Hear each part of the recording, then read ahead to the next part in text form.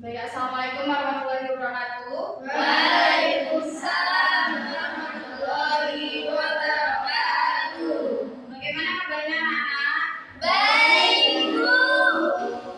Apa sudah siap untuk menerima materi hari ini? Siap. Oke, sebelum kita mulai materi hari ini, alangkah baiknya kita berdoa terlebih dahulu. Silakan untuk ketua kelas. Baik, sebelum memulai pembelajaran pada hari ini, marilah kita berdoa terlebih dahulu. Doa dimulai. Selesai. Baik, terima kasih. Untuk selanjutnya, hari ini apa ada yang masuk? Ada, Bu. Siapa? Aini sama Desi bodas, Bu. Ya, Aini lomba, Bu. Oke, berarti selebihnya sudah masuk semua? Iya. Oke. Hari ini kita akan mempelajari mengenai mengenal laboratorium IPA. Nah, ada yang tahu ini gambarnya apa? Alat-alat laboratorium. Ya, benar. Alat-alat laboratorium ini biasanya dari mana? Iya. Di ruang kelas apa ada? Tidak. Adanya buatan, Bu. Ya. Oke, selanjutnya ini ada dua gambar ini. Ada yang tahu perbedaan dari dua gambar ini? Yang satu lab, Angkat tangan. Ya, Wida. yang sebelah kanan itu laboratorium, Bu. Terus yang sebelah kanannya saya. Ya. Dan yang sebelah kiri itu ruang kelas. Apa bedanya? Kan yang itu buat praktikum. Terus kalau yang ruang kelas buat belajar. Ya, benar. Apa ada yang bisa menunjukkan lagi atau sama dengan Mbak Wida pemikirannya? Sama. Ya, benar ya. Jadi yang sebelah sini itu merupakan gambar dari ruang kelas. Di mana ruang kelas ini seperti ruang yang saat ini kita tempati untuk kita belajar sehari-hari. Lalu untuk yang laboratorium ini, gambar ini itu untuk kita melakukan suatu eksperimen atau praktikum yang menggunakan alat-alat yang ada di dalam lab dan juga bahan yang bisa berbahaya jika digunakan di ruang lainnya. Oke, sebelum itu kita menonton video terlebih dahulu ya. Iya, Bu. Kenapa sih tidak boleh di sembarang rumah? Di dalam lab terdapat alat-alat yang digunakan oleh para ilmuwan untuk melakukan eksperimen dan membuat pengamatan dengan tepat dan akurat. Yuk kita mengenal beberapa alat itu. Dari video tadi, seperti yang Ibu bilang awalnya tadi ya, di lab itu isinya alat-alat dan juga bahan yang bisa berbahaya jika digunakan di ruang kelas karena penyimpanannya harus penyimpanan yang tersendiri. Lab yang sering digunakan dalam percobaan di SMP. Ada banyak sekali sebenarnya, kita bahas beberapa saja ya. Sebelumnya, apa kalian pernah melihat alat-alat ini? Pernah. Di mana? Di lab, Bu. Dia ada punya lab dulu, Bu. Iya, Pak. Ada di SD. Oh, di SD sudah.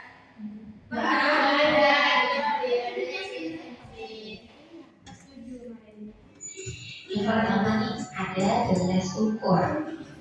Untuk mengukur volume larutan atau cairan kimia. Gelas kimia atau beaker glass sebagai tempat mereaksikan bahan, tempat pengumpulan kimia berupa larutan, padatan atau pasta ataupun tepung. Dan juga sebagai tempat melarutkan bahan dan tempat memanaskan bahan.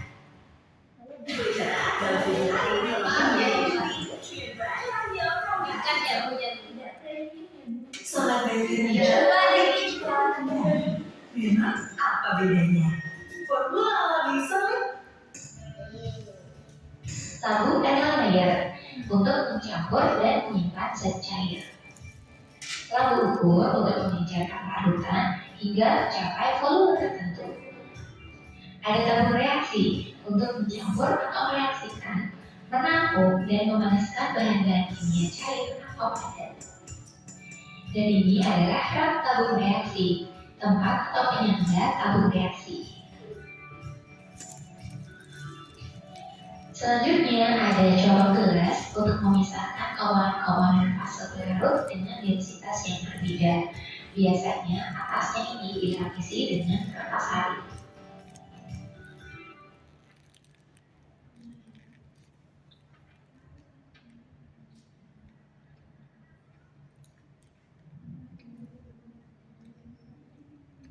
Seperti ini. Nah, yang lainnya kamu bisa cari sendiri ya. Kita lanjut bahasan berikutnya. Kamu pasti familiar. Nah, untuk selanjutnya ini merupakan video mengenai simbol-simbol dari bahan kimia yang ada di laboratorium. Disimak ya. Iya, Bu. Dong dengan gambar seperti ini. Artinya apa?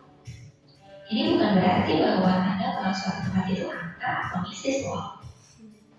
Gambar ini merupakan simbol bahwa bahan kimia yang diberikan gambar seperti ini berarti bahan tersebut beracun.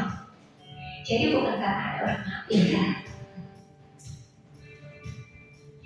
Laboratorium IPA bisa menjadi tempat yang berbahaya jika kamu tidak berhati-hati. Banyak bahan-bahan atau zat kimia yang berbahaya, sehingga pada bahan atau zat tersebut. Nah, jika kalian berada di laboratorium, lalu kalian melihat bahan yang ada simbol beracun ini, maka kalian jangan memegangnya dengan tangan langsung. Jadi bisa memakai sarung tangan atau alat pelindung yang lainnya, karena bisa membahayakan diri kita sendiri. Kalau tangannya Bagaimana? Kalau bagaimana tangannya kenapa? Nah, kalau misal terkena itu kalian bisa mengalami iritasi ataupun ini mengalami kematian. Karena ini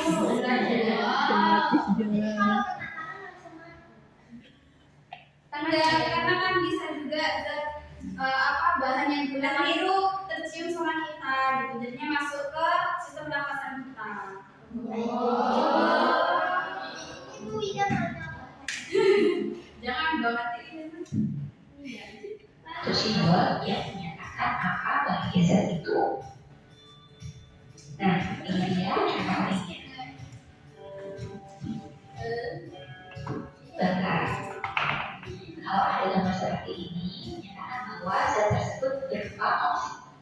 Nah, ini juga ada bahan yang mudah terbakar dan juga oksidator atau oksidasi. Untuk yang mudah terbakar ini, jika terkena bahan lain ataupun tumpah, itu bisa mengakibatkan kebakaran.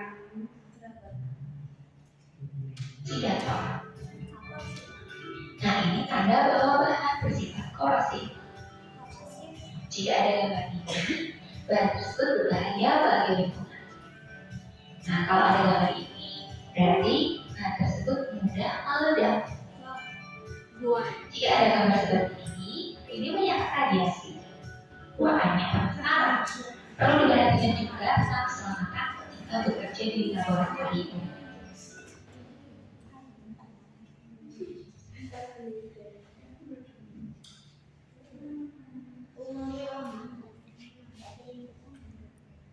Oke, dari video tadi kan sudah kalian tonton, itu Ibu menyebutkan salah satunya aja ya. Dari alat-alat laboratorium yang ada itu yang pertama ada tabung reaksi. Nah, tabung ini tadi untuk apa? Untuk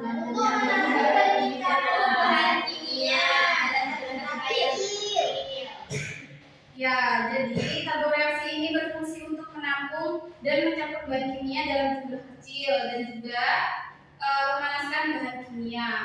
Prinsip kerjanya itu jika bahan kimia ditempatkan dalam tabung reaksi ini untuk diamati ataupun dipanaskan ketika kalian melakukan praktikum, itu tabung reaksi transparan ini menggunakan pengamatan secara visual perubahan yang terjadi selama eksperimen. Yang kedua ada lab ukur. Fungsinya untuk apa? mengukur volume cairan. Ya, jadi lab ukur ini untuk mengukur volume cairan dengan presisi yang tinggi. Nah, jadinya kalau kita membutuhkan cairan yang banyak dalam praktikum yaitu menggunakan labu ukur ini, dan juga fungsinya selain itu untuk menyiapkan larutan dengan konsentrasi yang tertentu. Prinsip kerjanya itu cairan ditambahkan ke dalam labu ukur sampai tanda kalibrasi pada leher tabung tercapai. Sampai sini tuh, nanti kan ada lehernya kan. Nah, sampai sini aja, nggak sampai full. Kenapa kalau Ya nggak bisa digunakan dong. Ya, lalu volume cairan yang tepat dapat dibaca berdasarkan tanda tersebut. Jadinya tadi kenapa nggak full, karena ini tuh nanti ada ukurannya dulu di tabungnya itu, jadinya menggunakan ukuran yang ada di situ. Lalu yang ketiga ada gelas ukur. Nah, tadi kan ada labu ukur, sekarang gelas ukur. Fungsinya hampir sama, yaitu mengukur volume cairan dengan akurasi moderat. Nah, kalau labu ukur tadi kan besar ya, sedangkan yang gelas ukur ini kecil. Jadinya untuk volume cairan yang sedikit, tidak terlalu banyak.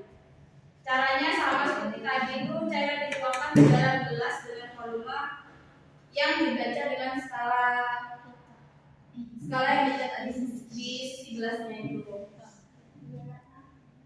Selanjutnya ada elemen fungsinya untuk apa?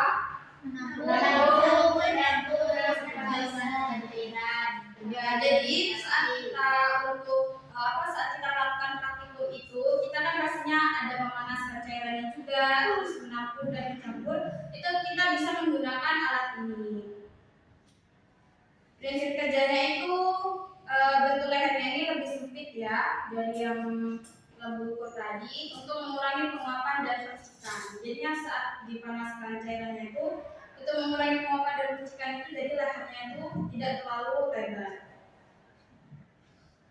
Lalu selanjutnya ada gelas kimia. Untuk apa? Untuk menampung, mencampur, dan mencampurkan cairan dalam jumlah sedang.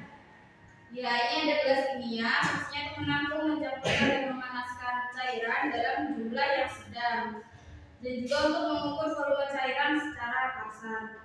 Ini bisa juga untuk kita melakukan, misalnya kita praktikum ada garam yang harus dilakukan, itu bisa memakai gelas kimia ini. Nah, selanjutnya ada alat pelindung diri. Apa aja? Ada selat,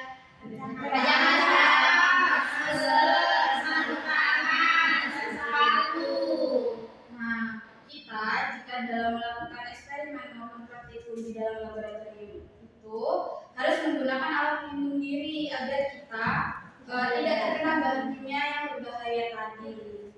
Jadi kita harus memakai jas lab. Nah, jas lab ini hanya digunakan saat di laboratorium saja, tidak boleh digunakan di luar ruang laboratorium. Jika dibutuhkan, kita juga memakai kacamata. Lalu ada masker supaya bahan kimia yang menimbulkan bau menyengat itu tidak terhirup langsung oleh pernafasan kita. Terus ada juga sarung tangan untuk menghindari bahan-bahan yang mengandung iritan tadi, biar tangan kita tidak mengalami iritasi atau gatal-gatal. Dan juga menggunakan sepatu yang tertutup. Nah, selanjutnya ada hal yang harus diperhatikan jika kita ada di laboratorium. Yang pertama ada menggunakan laboratorium yang lengkap dan juga standar, yaitu laboratorium yang memiliki fasilitas seperti lemari asam, penyemprotan mata, dan lain sebagainya. Yang kedua, jangan makan dan minum di laboratorium. Dan juga yang ketiga, jangan menggunakan bahan kimia yang tidak jelas labelnya. Jadi kalian jika menggunakan bahan kimia, dilihat dulu ini termasuk bahan kimia apa gitu ya. Jangan jika tidak ada tulisannya itu jangan dipakai, takutnya berbahaya.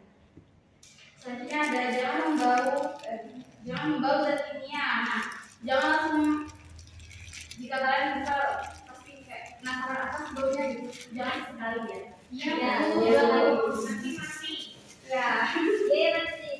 Ya, mati. Lalu selanjutnya itu ada berhati-hati terhadap asam dan basa yang kuat.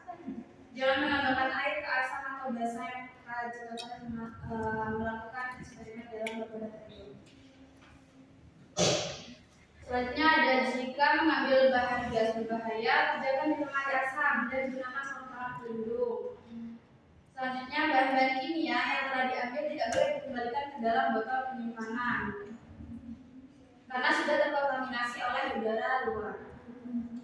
Lalu selanjutnya, limbah laboratorium harus ditangani dengan benar karena misalnya jika limbah bersifat terlalu asam atau terlalu basah maka harus berhenti dan terangkat terlebih dahulu. Nah, ini tugasnya petugas laboratorium. Yang terakhir, ada zat kimia yang tertuang di meja praktikum atau di lantai harus dinetralisasikan terlebih dahulu. Jadi kalau ada zat kimia atau bahan yang kalian gunakan untuk pompa itu bisa dibersihkan terlebih dahulu. Nah, untuk selengkapnya kalian dapat mendalami materi tadi, kalian bisa menggunakan bahan ajar ini. Nanti ibu share ya. Iya, Bu. Oke, selanjutnya silakan membentuk kelompok, yaitu 2 kelompok. Silakan dibagi. Ya, kelompok 1 mana? Depan. Kelompok 2 belakang. Silakan di scan. Ya, Bu.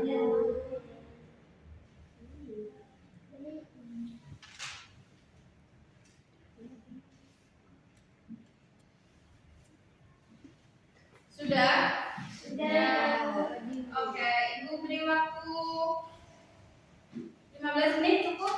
Cukup. Oke, silakan dikerjakan secara berkelompok ya. Iya, Bu.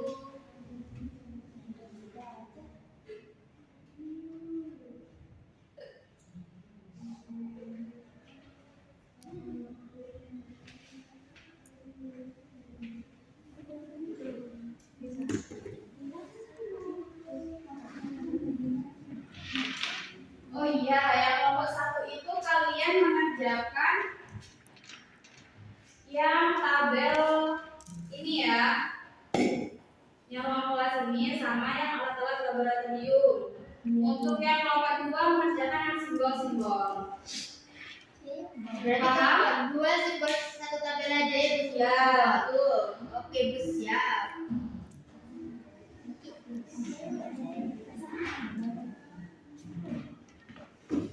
Wow, ini gambarnya ada gambar tengkorak mati. Berarti tadi apa?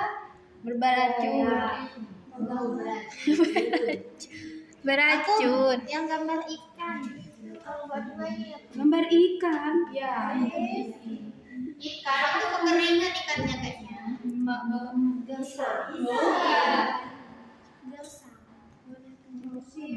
Baik, bisa. Bisa, Bu. Ini Bu bisa.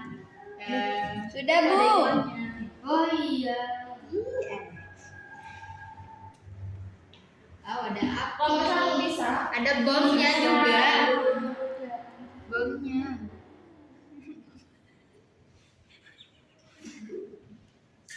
Yang api berarti tadi apa? Aduh, terbakar. Oh, udah terbakar. Udah dong. Udah terbakar atau udah Ya. meledak? Meledak itu yang ini. Yang nomor 4 meledak. Nanti kalau sudah selesai, kalian keluar dari kelompoknya, maju untuk mempresentasikan hasil dari diskusi kalian. Ya, Bu. Asik ya, Bu.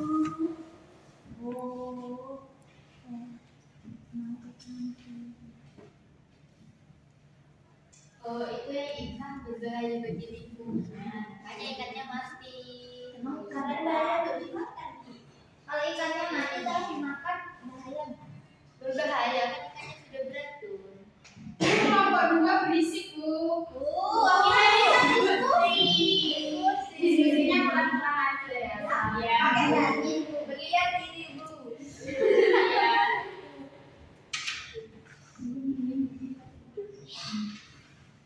Kalau ada yang kesulitan, silakan ditanyakan ya. Iya.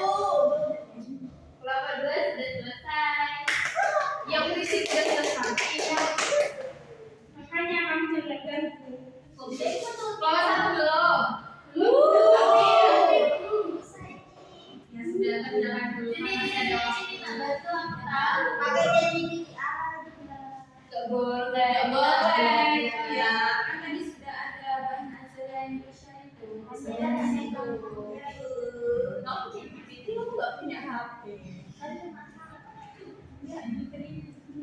Bu, ini emang warnanya orang tua ya, Bu?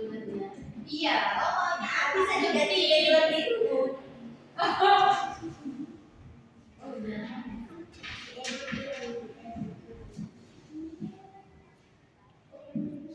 Bu, berarti tiap bahan-bahan yang ada di laboratorium itu beda-beda ya, Bu? Ada yang mudah dibakar, mudah itu, Bu. Iya. Oh, ada di ini yang Bu keterangannya apa, Bu? Bahan-bahannya itu. Iya, jadi biasanya kan di wadah botol itu kan, nah itu ada simbolnya. Oh, aku terlalu itu pernah. Kalau ada sih.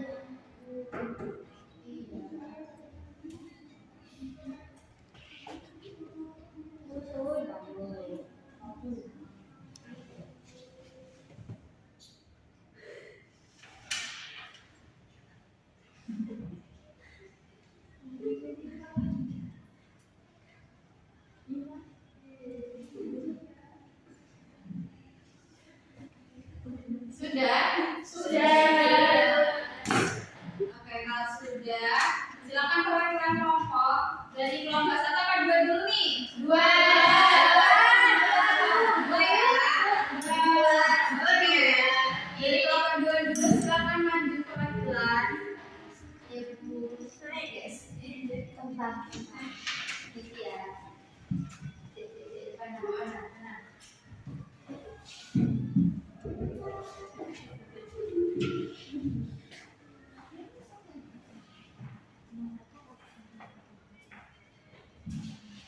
Jadi simbol yang pertama tanda sila ini, arti simbolnya itu bahaya iritasi. Lalu cara memperlakukannya itu hindari kontak langsung dengan kulit supaya kulit tidak iritasi. Terus yang nomor 2 ini gambarnya tengkorak, ini artinya beracun. Cara memperlakukannya itu hindari kontak langsung juga dengan tubuh dan sistem pernapasan. Lalu yang nomor ketiga ini gambarnya api ini artinya mudah terbakar. Cara memperlakukannya itu jauhkan dari benda-benda yang berpotensi mengeluarkan api.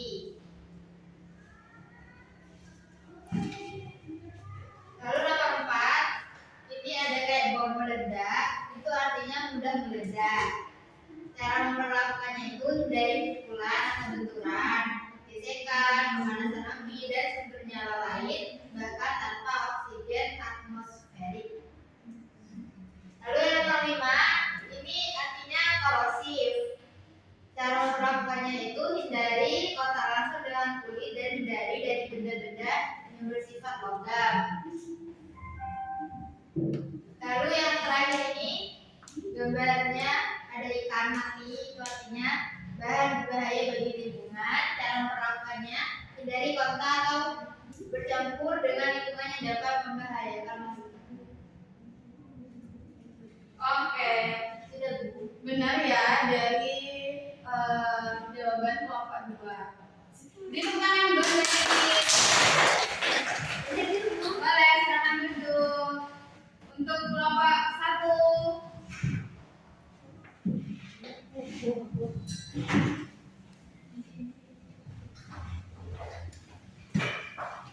Perkenalan apa tidak? Sudah kenal? Sudah kenal semua kan? Sudah kenal. Oke, lanjut aja.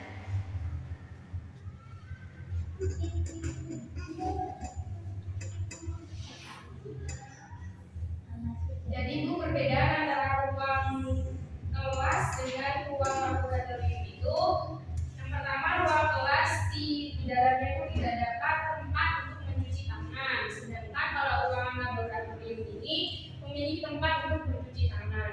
Terus kemudian yang kedua, di kelas itu tidak ada cerobong masak. Terus yang untuk ruang laboratorium ini biasanya ada. Terus yang ketiga itu tidak terdapat meja batu.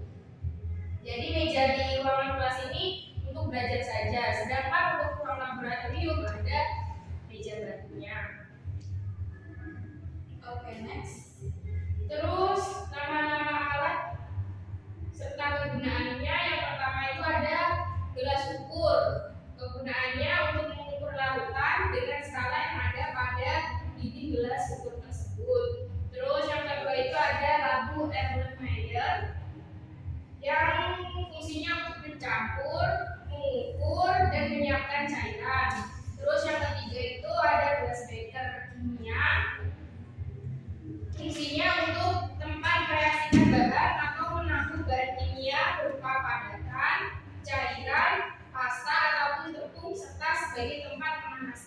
badan.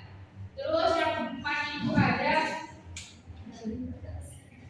mikroskop yang fungsinya itu untuk melihat objek atau benda yang sangat kecil yang tidak dapat dilihat oleh mata manusia. Biasanya itu ada bakteri itu. Terus yang kelima itu PMS untuk mengambil cairan dalam jumlah yang sangat kecil. Terus yang keenam itu ada termometer untuk mengukur suhu suatu larutan atau cairan. Terus yang ketujuh itu ada tabung reaksi dan juga raknya. Nah, untuk tabung reaksi ini berfungsi sebagai tempat untuk meletakkan tabung reaksi, sedangkan tabung reaksinya berfungsi sebagai tempat mereaksikan larutan dan bahan kimia. Terus yang terakhir itu yang kedelapan ada labu ukur untuk mengukur volume suatu larutan saat proses pengejaran pada konsentrasi tertentu. Oke, benar ya dari jawaban kelompok 1 itu tangan. Oke, kalian kan sudah menjawab pertanyaan yang ada di LKPD ini. Lalu selanjutnya nih, kalian sebelum mengakhiri pertemuan hari ini, kalian bisa mengerjakan kuis. Wow, bisa di-scan terlebih dahulu ya. Iya Bu. Sebentar Bu. Sudah? Belum. Bu, belum. Boleh mulai Bu. Ya, sebentar, Ibu mulai dulu. Nyiksa ini memang. Sudah bisa semua? Belum. Mulai Bu.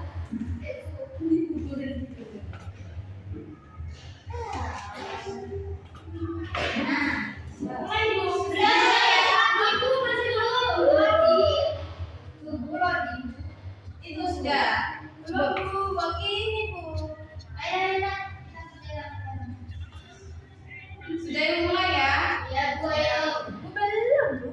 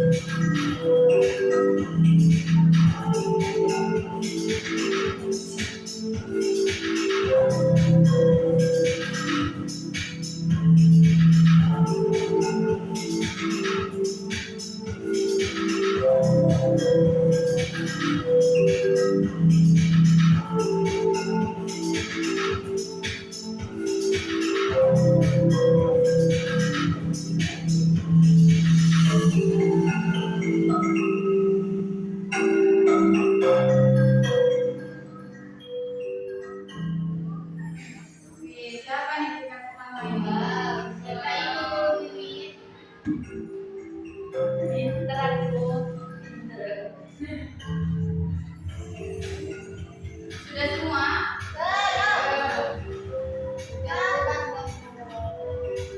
Sudah Bu, ayo Bu.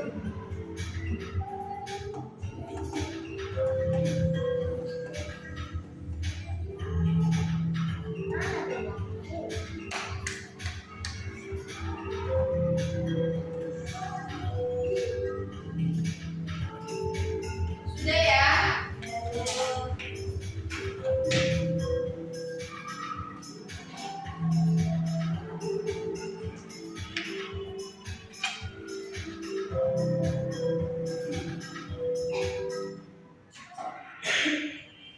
Oke, kan kalian sudah mengerjakan kuis tadi ya. Maka dari itu, sebelum pembelajaran hari ini berakhir, ada yang tahu nggak kesimpulan dari pembelajaran hari ini? Perwakilan satu orang aja, maju ke depan.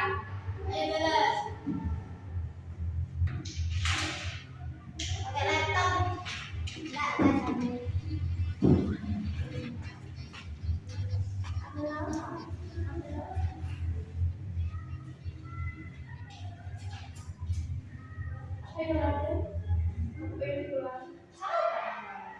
cepat Bella.